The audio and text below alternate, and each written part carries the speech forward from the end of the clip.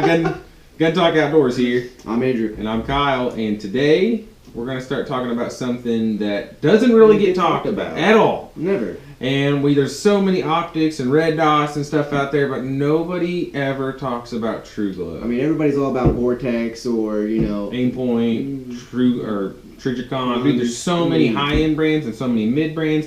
And like I know a lot of people talk about, I don't even know the model number, but there's these little Bushnells that are really supposed to be really good. Yeah, they are. I mean, they're dependable things. But let me say this, going right off the bat. This little TRUGLO right here, I bought off a friend who had already owned it for a while. This thing has been on a Mosin Nagant, 12-gauge shotguns, 22s. This thing has been on everything. It's probably close to 10 years old, maybe. It's getting old. And he always tells me that it holds. It holds the zero. Yeah, it holds zero no matter what it's on. Whatever he sights it into, it holds it. So, I mean, he kind of, whenever I started getting into guns a lot, and he was like, TRUGLO's the way to go, and it's not going to break your bank either. So, I mean... See if you guys can see that at all. But... That's the red, and this one also has green as well. They're not real expensive, but for what you're paying for, you are getting way more. I know a lot of people always say, you get what you pay for, and so on and so forth, but these things are ridiculously good. I mean, this thing has been through the ringer. It's been dropped. It's gotten just absolutely soaked wet out in the rain. That little optic has been through more than any other optic I own as far as hard wear, tear, and use. That's what I'm saying. And I think I've maybe replaced the battery in it once. So then I also owned another one, which is what you have now. I think it was the exact same one that you have now. And yours is just a single dot. That one has the ring around it. I mean, there's nothing. And this is yours is a 5 MOA? Yeah, 5 MOA. And we're not just like saying this, like acting like we're sponsored by TRUGLO or anything. We're not. This is just our honest opinion. This is my go-to gun. My AR-15 has This is mine. This has the TRUGLO Triton. I bet it is. Red, blue, and green. You have 1, 2, 3 settings on it. If you mind hopping out of the way for a second, let's see if I can get this on camera for you guys to see if you can even see down that. It's kind of tricky when it's on the camera.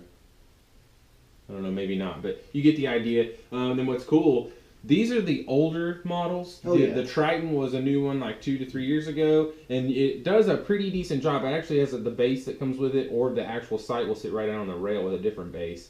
So I use the riser because I have the A2 front sight post gas block, and it does a pretty good job of co-witnessing with this little Magpul sight. It's a little bit too low, the Magpul sight is, and this is a little bit too high, but other than that, the co-witness is ridiculous. See, and that's the only problem that I ever find with this one is that it sits so low, so I'm literally like hugging my gun. So you need a riser or to bump up to one of these. And that's the problem that I've ever had of it. Other than that, it holds zero. I mean, wherever I'm shooting, it's going to be, I'm going to be at least a 1 to 2 MOA. Yeah, so these two were like when they first started TRUGLO started diving into this whole get-up. The Triton is, in my opinion, their best sight to date until just like 2 months ago they came out with a new one. It's on my brand new gun. We'll make a video about this gun, but for now we're just going to talk about the sight.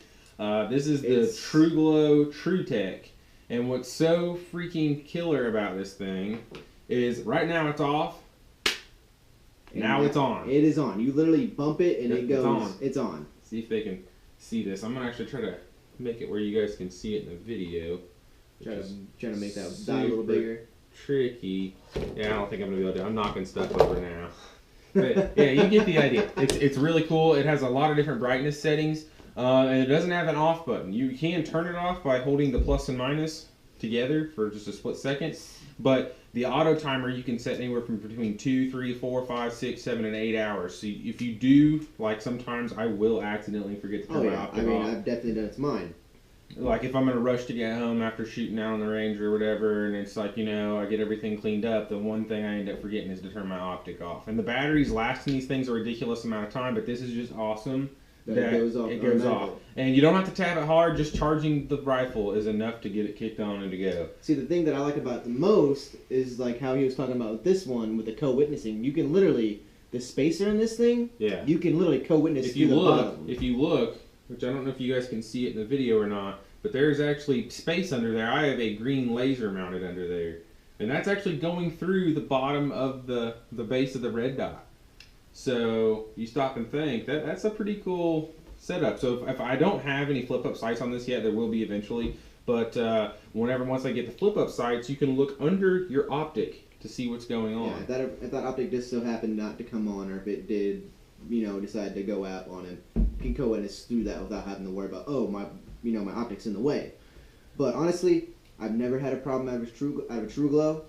From what he tells me, he never had a problem. Yeah. And honestly, the ones he has on here are probably my two favorite.